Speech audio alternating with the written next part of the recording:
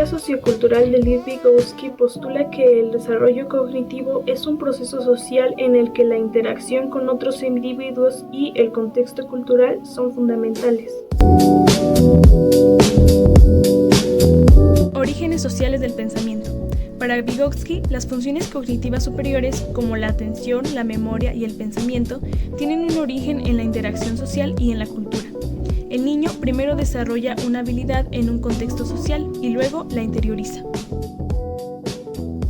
Aprendizaje y zona de desarrollo próximo. Es el espacio entre el nivel de desarrollo real de un niño, lo que puede hacer por sí mismo, y su nivel de desarrollo potencial, lo que puede hacer con guía. La instrucción y el aprendizaje más efectivos ocurren dentro de la zona de desarrollo próximo, con la ayuda de un otro más conocedor, ya sea un adulto o un compañero más capaz.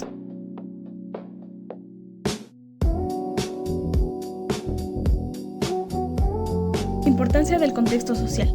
El desarrollo no es un proceso individualista, sino que está moldeado por la cultura y las herramientas sociales que ésta proporciona, como el lenguaje, la escritura y la tecnología. Las creencias y actitudes culturales influyen en la forma en que se enseña y se aprende. Lenguaje y desarrollo cognitivo. Vygotsky sitúa el lenguaje en el centro mismo del pensamiento, considerándolo no solo como una herramienta de comunicación, sino como un motor fundamental del crecimiento intelectual. El desarrollo del lenguaje y del pensamiento es inicialmente independiente, pero finalmente converge creando un sistema poderoso para el razonamiento interno y la resolución de problemas.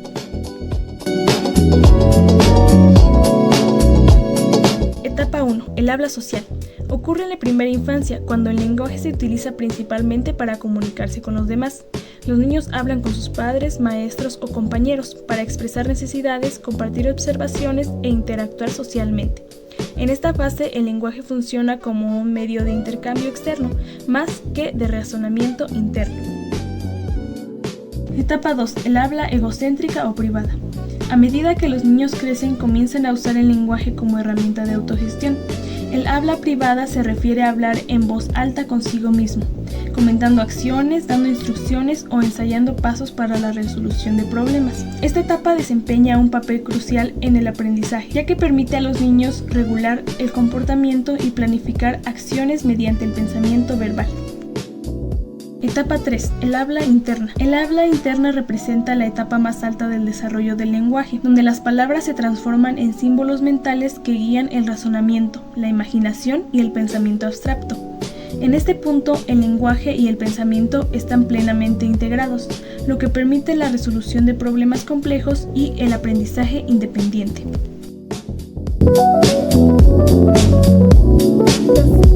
Las teorías conductistas explican el aprendizaje como un cambio observable en la conducta, que es el resultado de la interacción con el entorno. Orígenes. Descubierto por Ivan Pavlov a principios del siglo XX, durante sus investigaciones sobre la digestión en perros, observó que los perros salivaban no solo con la comida, estímulo incondicionado, sino también ante estímulos asociados como la vista de los asistentes, estímulo neutro que se volvió condicionado. John B. Watson amplió estos principios al estudio de la conducta humana, notablemente con el experimento del pequeño Albert. Principios. Implica el aprendizaje por asociación entre estímulos. Un estímulo neutro se presenta repetidamente junto con un estímulo incondicionado, que provoca naturalmente una respuesta incondicionada. Con el tiempo, el estímulo neutro se convierte en un estímulo condicionado, que por sí solo es capaz de provocar una respuesta condicionada similar a la respuesta incondicionada. Aprendizaje. Estímulos y respuestas. El condicionamiento clásico se enfoca en la asociación de estímulos para respuestas automáticas. Se centra en respuestas involuntarias o reflejas. El organismo aprende a emitir una respuesta automática, salivación, miedo, etc., ante este estímulo que antes no lo provocaba, debido a la asociación repetida de este con el estímulo original.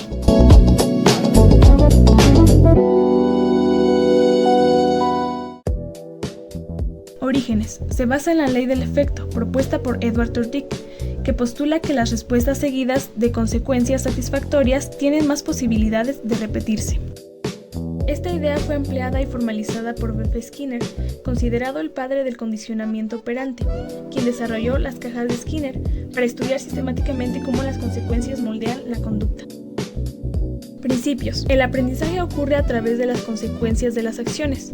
La conducta es voluntaria y dirigida a un objeto, y su frecuencia es determinada por lo que sucede inmediatamente después de realizarla. Los principios clave son el refuerzo, aumento de la conducta, el castigo, disminución de la conducta.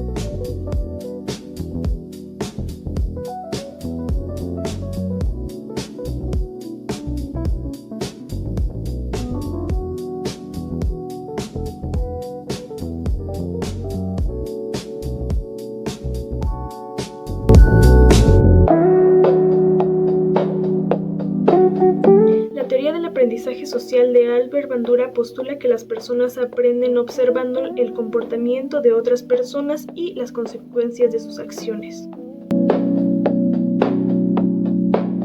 Aprendizaje por observación. Se aprende observando a otros y las consecuencias de sus actos, no solo a través de la experiencia directa. Modelado. El comportamiento de otros modelos sirve de guía para el aprendizaje. Estos modelos pueden ser personas reales o figuras mediáticas. Procesos cognitivos. La teoría integra procesos mentales como la atención, la memoria y la motivación, que actúan como mediadores entre la observación y la conducta. Refuerzo. El aprendizaje no depende exclusivamente del refuerzo directo. Se puede aprender observando los refuerzos que reciben otros. Refuerzo vicario. Determinismo recíproco. Es la interacción dinámica entre el individuo, su comportamiento y el entorno. Cada elemento influye en los otros dos.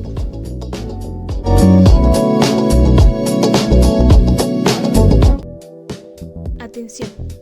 Es el primer paso y consiste en centrar la atención en las características relevantes del modelo. Factores que influyen. La atención puede verse afectada por factores del observador, motivaciones, edad, y del modelo, prestigio, poder o cercanía.